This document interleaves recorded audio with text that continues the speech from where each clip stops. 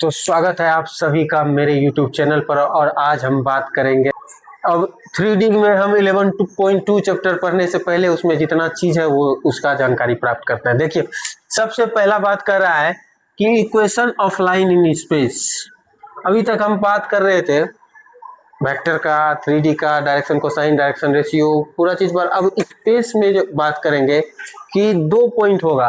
पहला पॉइंट है कि दिए गए बिंदु ए से जाने वाली तथा दिए गए सदिश बी वेक्टर बी के समांतर रेखा का समीकरण ज्ञात करो। पहला पॉइंट क्या है कि देखो, यहाँ ये तो मेरा सीधा सीधा एक 3D डायमेंशन ले लिए। यहाँ से कह रहा है कि ए कोई पॉइंट है, ठीक है, और यहाँ कह रहा है कि बी कोई वेक्टर है। कह रहा है, सवाल वहाँ पॉइंट पर फोकस करो। कह रहा है कि पॉइंट ए से पास करता है और बी के पैरेलल जाता है। पॉइंट ए से क्या करता है? पास करता है और बी के पैरेलल जाता है। उसका समीकरण ज्ञात करना है। उसका क्या करना है? समीकरण ज्ञात करना है। यही मेन पॉइंट है और इसी को जरा समझना है। चलो, ये ए से पॉइंट पास कर रहा है, ठीक है, तो ए से पास कर रहा है तो यहाँ कोई ओरिजिन है, ठीक, और बी के पैरेलल एक लाइन है जिसको हम क्या मान लेते हैं? एल। जिसको हम क्या मान लिए? एल। कोई दिक्कत? ये जो ए से पास कर रहा है ये कौन सा वेक्टर है? इसका जो हम पोजीशन वेक्टर निकालेंगे तो ये क्या निकालेंगे? Vector A. और यहाँ एक कोई पॉइंट ले लेते हैं जो है पी, मान लेते हैं ए पी। ए पी जो लाइन है वो बी के क्या हो जाएगा? पैरेलल। ए से पॉइंट पास कर रहा है लेकिन ए पी जो लाइन है वो किसके पैरेलल है? बी के। किसके पैरेलल है? और ए पी का जो पोजीशन वेक्टर होगा उसको हम मान लेते हैं क्या? आर। समझ में आ रहा है? 3 वेक्टर मेरे पास है। वेक्टर ए जो ओ ए का पोजीशन वेक्टर है, वेक्टर आर जो ओ पी का पोजीशन वेक्टर है, और वेक्टर बी जो ए पी के पैरेलल है। तीनों चीज है। क्वेश्चन फिर ध्यान में दे दो। क्वेश्चन कह रहा है कि बिंदु ए से जाने वाली, ध्यान यहाँ दो, बिंदु ए से जाने वाली और किसके पैरेलल? बी के पैरेलल। इसका समीकरण निकालना है। सबसे पहला चीज जो हम पढ़े हैं उस पे पहले चलते हैं। जो हम पढ़े हैं उस पे पहले बात करते हैं। बी के पैरेलल क्या है? वेक्टर बी जो है किसके पैरेलल है? एपी के। वेक्टर बी जो है किसके पैरेलल है? एपी के। क्या यहाँ हम क्या दिखा सकते हैं कि संरेख है कि नहीं? पैरेलल है। वेक्टर बी पैरेलल है एपी के, तो क्या यह संरेख है? सबसे पहला बात हम इसे ही करेंगे कि संरेख है। संरेख है तो हम क्या लिख सकते हैं कि position vector of AP equal to lambda B vector. संरेख में हम क्या लिख सकते हैं कि 2 लाइन यदि किसी के संरेख है तो संरेख जब है तो vector A equal to lambda vector B. क्या लिख सकते हैं कि नहीं लिख सकते हैं ये तुम लोग बताओ। लिख सकते हैं, कोई दिक्कत? सबसे पहला वाली बात कर रहे हैं। अब सबसे पहले ए पी का बात करो। किसका बात करो? तो position vector of A P equal to vector r minus vector a होगा। Position vector of A P equal to क्या होगा? वेक्टर आर, इसका डायरेक्शन इधर, इसका डायरेक्शन इधर, इसका डायरेक्शन इधर, ये प्लस ये बराबर ये, तो ए पी बराबर क्या? यहां से देखो, position vector A plus position vector A P बराबर क्या हो जाएगा? समझ में आ रहा है? तो position vector of A P बराबर क्या होगा? आर माइनस ए होगा। ये चीज तो समझ में आ रहा है? आ रहा है? अब यहां पर रखो R minus A. R minus A vector इस पे रखना है। किस पे रखना है? अच्छा, position vector of A P. R minus A vector बराबर क्या हो जाएगा? लेमडा। यहां से हमको आर निकालना है। क्या निकालना है? आर निकालेंगे वो हमको वेक्टर इक्वेशन देगा। आर निकालेंगे तो वो क्या देगा? आर निकालेंगे तो वो हमको क्या देगा? यही तुम्हारा मेन इक्वेशन हुआ। इसी इक्वेशन पे पूरा चैप्टर चलेगा। अब ये तुम्हारा कौन सा इक्वेशन होगा? Main equation. ये तुम्हारा ये इक्वेशन निकल गया। अब यहाँ आओ, क्या कर रहा है? दिए गए बिंदु ए से जाने वाली किसके पैरेलल? बी के पैरेलल ए से जाएगा बी के पैरेलल होगा, तो वेक्टर इक्वेशन क्या निकलेगा, वो क्या निकला, ये जो तुम्हारा निकला ये क्या निकला, वेक्टर इक्वेशन। क्या निकला, सदिश्य समीकरण निकला। दो समीकरण निकलेगा। अब दो समीकरण निकलेगा, कैसे निकलेगा वो आगे हम चलते हैं। यहां तक समझ में आ गया। अब तुमको पूछागा कि ए, अब दिमाग में सिर्फ वही पॉइंट याद रखना है, ए से गुजरता है बी के पैरेलल है। एग्जाम्पल दे देते हैं, तुम्हारा सवाल देख लो, एकदम बिल्कुल पूछेगा। सवाल नंबर, एग्जाम्पल नंबर 6 देख लो, 6 नंबर एग्जाम्पल देखो। अब देखो यहाँ देखो, इस पे देखो, गौर करो, बिंदु कितना कितना कह रहा है, ए पॉइंट है 5 2 -4। समझ में आ चुका। बिंदु इतने से जाने वाले तथा सदिश इतने के समांतर, किसके समांतर, 3i + 2j -8 के। क्लियर हुआ, क्लियर हुआ, क्लियर हुआ। वेक्टर ए पता है तुमको, क्या है वेक्टर ए, क्या है वेक्टर ए, वेक्टर ए तो इसी का ना पोजीशन वेक्टर चाहिए हमको, तो 5i 2j -4 के होगा ना वेक्टर। वेक्टर ये वेक्टर v हुआ तुम्हारा, ये तो हम पहले ना बताए हैं रे। वेक्टर ए तुम्हारा किस पॉइंट से पास कर रहा है, जो पॉइंट से पास कर रहा है वो वेक्टर ए होगा। जो पॉइंट से पास कर रहा है वो क्या होगा, वेक्टर ए। तुम्हारे पास क्या है, 5i + 2j -4 के, वेक्टर ए हो गया। अब वेक्टर बी क्या होगा, जो जिसके पैरेलल होगा। वेक्टर बी क्या होगा, जिसके पैरेलल। कह रहा है क्या, वेक्टर इक्वेशन निकालना है। क्या क्या रहा है, वेक्टर इक्वेशन। वेक्टर इक्वेशन निकालना का मतलब क्या निकालना, वेक्टर आर निकालना। लेमडा वैसे ही रहेगा, वेक्टर आर क्या हो जाएगा, वेक्टर आर क्या हो जाएगा, ए प्लस, यहाँ जगह कम है इसके कारण हम डायरेक्ट फॉर्मूला लिख दिए। ए के जगह में ए रख देगा, बी के जगह में बी रख देगा, लेमडा उसी तरह रहेगा, वो तुम्हारा आंसर होगा। नहीं उसी तरह रख देंगे, वो तुम्हारा क्या होगा, आंसर होगा। हम क्या निकाल लिए, वेक्टर इक्वेशन। क्या निकाल लिए, दो इक्वेशन निकलेगा, एक निकलेगा सदिश समीकरण, एक निकलेगा कार्तीय समीकरण। तो कार्तीय मतलब कार्टिजन इक्वेशन। एक हुआ वेक्टर इक्वेशन, एक हुआ Cartesian equation. Vector equation clear. अब कार्टिजन पे आओ।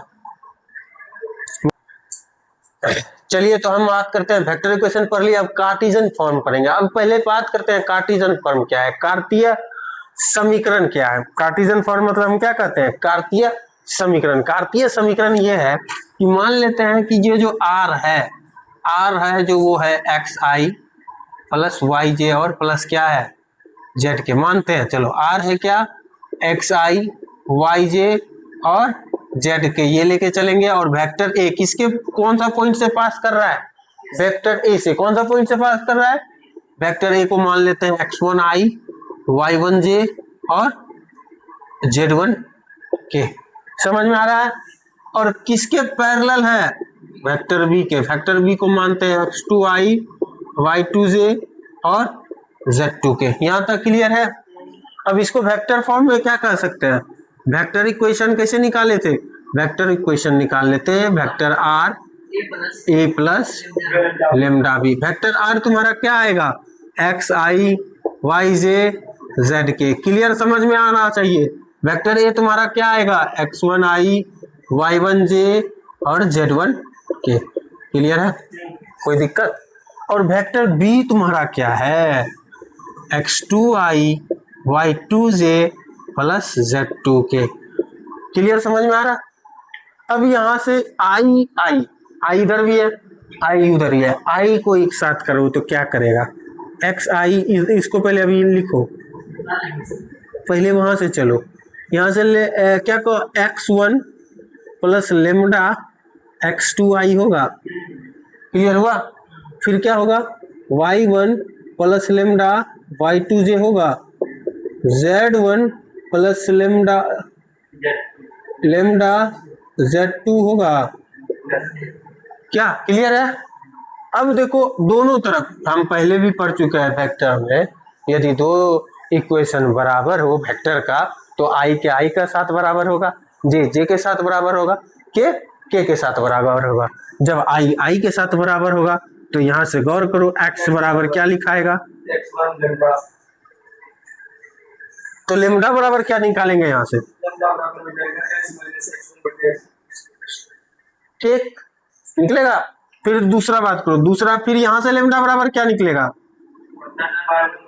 फिर लेमडा बराबर क्या निकलेगा, निकलेगा यही तुम्हारा होगा कार्टेशियन फॉर्म, यही तुम्हारा क्या होगा, ठीक है, कार्तीय समीकरण, यही तुम्हारा क्या होगा। अब इसमें से तुमसे दो चीज पूछेंगे। अब यदि ये चीज तुमको डायरेक्ट दिया है, कहेगा कि इसमें ये बताओ कि कौन सा वेक्टर किसके पैरेलल है, किस वेक्टर के पैरेलल है। यहाँ ये तुमको दिया है, यहाँ से तुमको निकालना है B1, क्या निकालना है, यहाँ से निकालना है B नहीं, B वेक्टर क्या निकालना है। तो B वेक्टर कैसे निकालेगा, कैसे समझेगा, कहाँ है B वेक्टर, x2 है। B वेक्टर क्या है, x2 y2 z2, मतलब दिमाग में ये रखेगा जो नीचे आएगा वो तुम्हारा B वेक्टर होगा, उसके पैरेलल हमको चलना है। और जो ऊपर आए ये x y z फिक्स है, इसको कुछ नहीं करना है, ये x और ये y और ये z है क्या, r है, वो चेंज नहीं होगा। चेंज तुम्हारा होगा A जिससे हम पास कर रहे हैं और B जिसके हम पैरेलल है। क्लियर।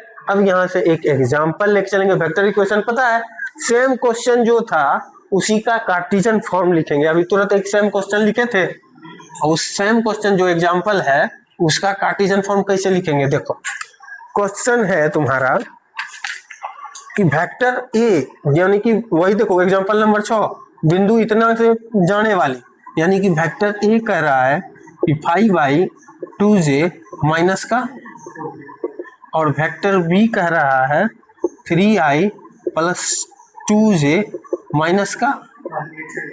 अब इसमें से क्या क्या कह रहा है, किससे पास कर रहा है, पास जो कर रहा है पासिंग पॉइंट क्या है, वेक्टर ए, पासिंग पॉइंट क्या है और किसके पैरेलल है, बी के। ये एकदम गौर करना है, किसके पास कर, हाँ जो पास करेगा वो पॉइंट ए कहलाएगा और जिससे पास करना है वो पॉइंट बी। ठीक है। अब यहाँ से हम वेक्टर इक्वेशन लिख दिए थे, कार्टेशियन फॉर्म डायरेक्ट लिखते हैं। x फिक्स है, x फिक्स है, x1 क्या होगा, पॉइंट ए, x1 क्या होगा, x2 क्या होगा, पॉइंट ए का ही होगा, x3 क्या होगा, पॉइंट ए का होगा। जिससे पास कर रहा है उसको कहाँ लिखना है, ऊपर। जिससे पास कर रहा है उसको कहाँ लिखना है, ऊपर। जिसका परपेंडिकुलर पैरेलल है उसको कहाँ, नीचे। समझ में आया, समझ में आया रे हीरो। ये तुम्हारा क्या हो जाएगा, कार्टेशियन फॉर्म। और वेक्टर फॉर्म तो हम बता चुके हैं, बहुत ही महत्वपूर्ण। आर फिक्स है, आर है तो एक्स आई वाई जे जेड के नहीं, आर फिक्स रहेगा, वही आर एक्स वाई जेड रहेगा। क्लियर हुआ, कंप्लीट। अब हम चलते हैं दूसरा पॉइंट लेके, वो पहले कार्टेशियन इक्वेशन और वेक्टर इक्वेशन पूरा कंप्लीट, कोई डाउट नहीं। अब हम बात करेंगे दो रेखाओं के मध्य कोण, एंगल बिटवीन टू लाइन। चलो देखते हैं, वही चीज आते हैं पहले किस तरह से बनाएंगे। एक लाइन ये है, एक लाइन ये है, ये 0 पॉइंट है, ओरिजिन है, ये L1 मान लिए और ये L2 मान लिए। ठीक है, यहाँ पर कोई पॉइंट हो सकता है, मान लेते हैं P, और यहाँ पे कोई पॉइंट Q है, इसके बीच का एंगल क्या है, थीटा। अब ये चीज जो बात कर रहे हैं हम स्पेस में बात कर रहे हैं, सबसे पहले जो इस लाइन का वेक्टर इक्वेशन होगा वो बात करते हैं। इस लाइन का जो वेक्टर इक्वेशन होगा, vector R equal to vector A plus lambda B होगा, किसका, L1 का। फिर L2 का वही होगा, vector R equal to vector A1 plus lambda B1 होगा, किसका, L2 का। वेक्टर इक्वेशन होगा जो वो होगा। अब सीधा सा बात आओ, हम एंगल निकालते थे, थीटा निकालते थे, cos थीटा बराबर क्या होता था, A1 into A2 A dot B, यही होता था ना, A vector A dot vector B bye mod A mod B, यही होता था, यही होता था ना। cos थीटा बराबर A dot B mod B. अब यहाँ से इसको मान लेते हैं कोई पोजीशन वेक्टर ए हो गया, ये क्या हो गया पोजीशन वेक्टर बी हो गया, पोजीशन वेक्टर क्या हो गया, ये जो पोजीशन वेक्टर ए हो गया ये तुम्हारा दिया हुआ है a1i b1j और क्या c1k, और ये जो पोजीशन वेक्टर बी हुआ ये तुम्हारा दिया हुआ है a2i b2j और क्या c2k।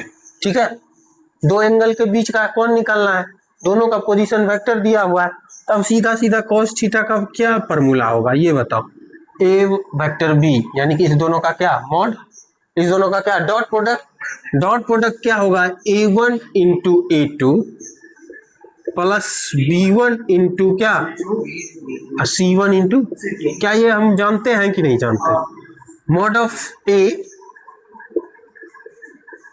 बताना जरा plus into mod of D, mod of क्या a2 स्क्वायर, क्या कोई दिक्कत है, यदि दो लाइन दिया हुआ है उसके बीच एंगल निकालना है तो cos थीटा बराबर a1 into a2 b1 into b2 और c1 इंटू c2 बटे mod of a mod of b। ठीक है, समझ में आ रहा है। अब ये बताओ जब हम मान लेते हैं थीटा 90 डिग्री है, ये पॉइंट पर नोट करना, जब थीटा 90 डिग्री है L1 जो होगा वो परपेंडिकुलर होगा L2 पर, L1 होगा परपेंडिकुलर क्या, और cos 90 क्या होगा 0, a1 a2 plus b1 b2 plus c1 c2 बराबर क्या हो जाएगा। अच्छा ये बताओ a1 b1 c1 क्या डायरेक्शन रेशियो है वेक्टर ए का, a1 b1 c1 क्या डायरेक्शन रेशियो है वेक्टर ए का, a2 b2 c2 क्या डायरेक्शन रेशियो है वेक्टर बी का, तो हम ये भी कह सकते हैं डायरेक्शन रेशियो का मल्टीप्लाई इक्वल टू क्या 0, ये तब होगा जब थीटा क्या 90 डिग्री। अब ये बताओ थीटा 0 कर दो, थीटा क्या कर दो, तो क्या एक ही लाइन पे हो जाएगा, एक ही लाइन पे होगा, एक ही लाइन पे क्या कहते हैं समपाती रेखा कहते हैं, जब एक ही लाइन पे समपाती रेखा कहते हैं उसमें से हम क्या लिखते थे a1 by a2 b1 by b2 बराबर क्या हो जाएगा c1/c2, तो जब ये लिखाएगा तो ये क्या लिखाएगा एक दूसरे के समांतर है, क्या लिखाएगा एक दूसरे के समांतर है। जब थीटा 90 डिग्री होगा तो a1 a2 b1 b2 c1 c2 होगा, जब दोनों क्या हो जाएगा L1 समांतर L2 होगा तो a1 by two b1 by b2 बराबर c1 बाई c2 होगा। कोई डाउट, क्लियर डाउट, हाँ कंडीशन है, क्लियर डाउट, क्लियर डाउट। अब चलो अब देते हैं, देखो यहाँ दो पॉइंट है, दोनों का वेक्टर फॉर्म लिखा हुआ है, b1 है और b2 है, a1 है b1 है a2 है और b2 है।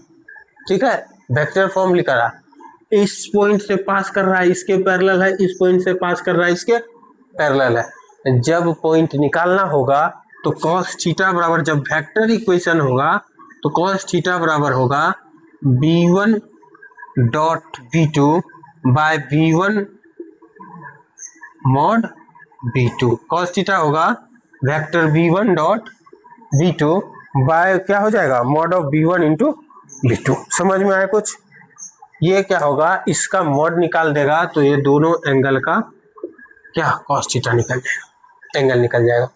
ये कब होगा, ये कब होगा जब वेक्टर इक्वेशन दिया रहेगा, ये कब होगा जब वेक्टर इक्वेशन क्या है एक ए पॉइंट से पास कर रहा है बी के पैरेलल है, तो यहाँ ये गौर रखना जिस पॉइंट से पास कर रहे हैं उससे यहाँ कोई यूज नहीं है, जिसके पैरेलल है उसका यूज है, cos थीटा निकलेगा।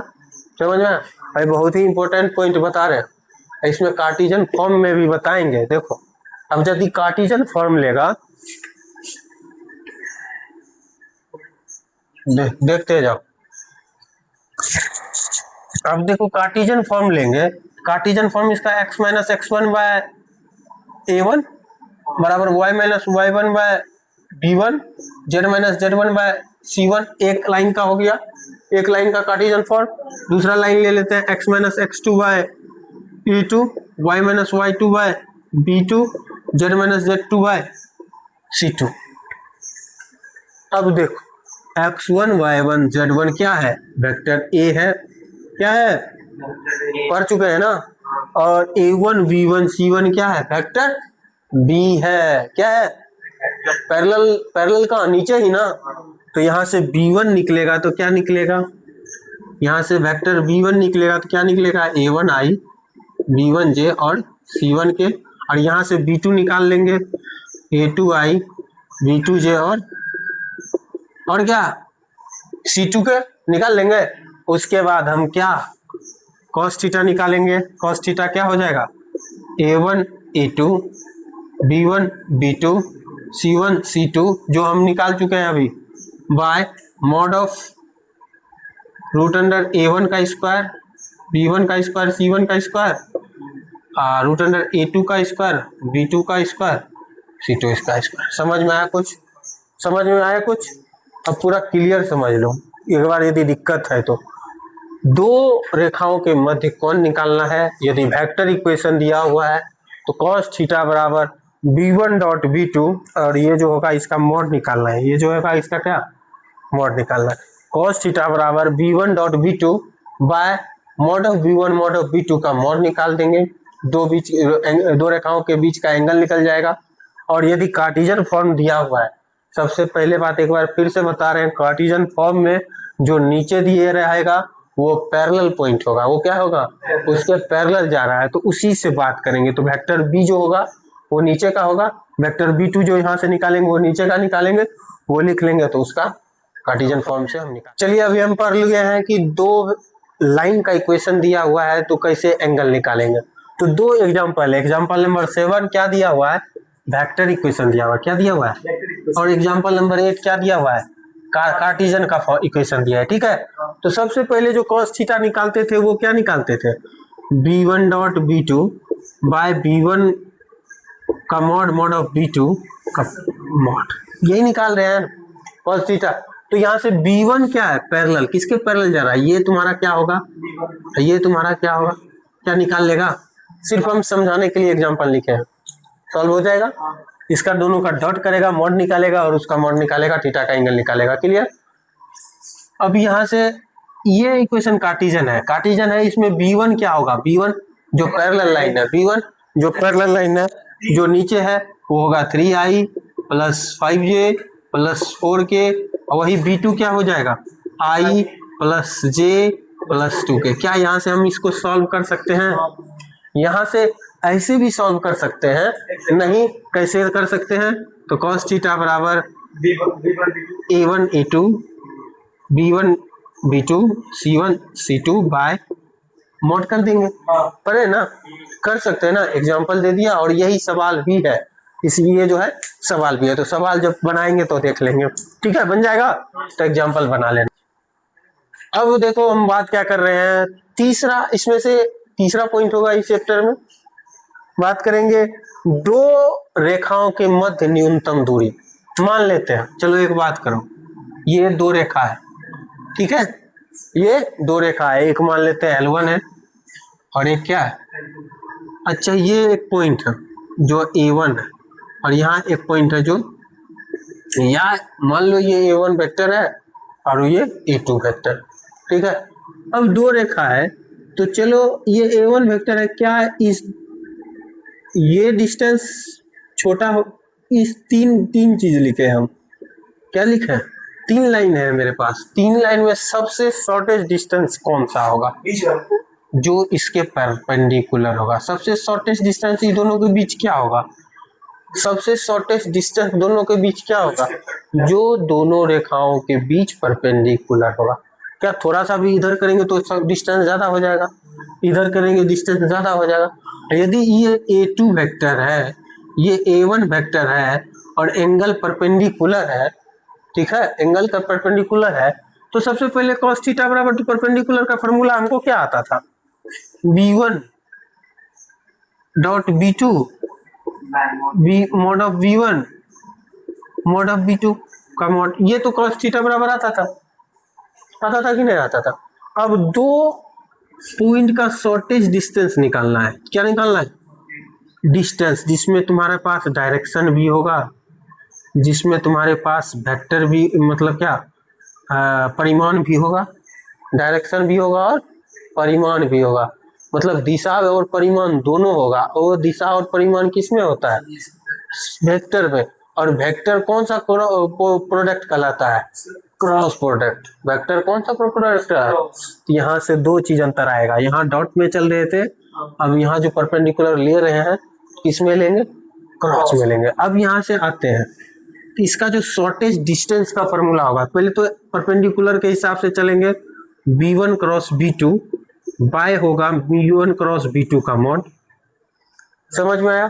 ये तो एंगल के हिसाब से ले आए, लेकिन इसका शॉर्टेज डिस्टेंस जो होगा वो dot product cross into dot कहलाएगा क्रॉस, क्रॉस इंटू डॉट कहलाएगा क्रॉस, होगा वेक्टर क्वांटिटी। तो यहाँ से डॉट कर देंगे a2 माइनस, इस दोनों का डिस्टेंस पोजीशन वेक्टर निकालेंगे तो क्या होगा?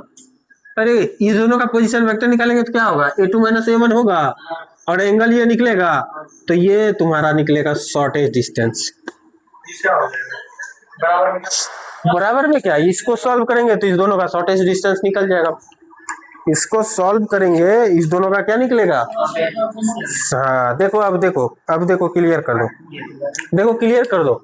अब देखो ये L1 है, इसका इक्वेशन दिया हुआ है vector equation R vector A plus lambda vector B A1 B1, और इसका दिया हुआ है vector R A2 plus lambda, यहाँ देखो B।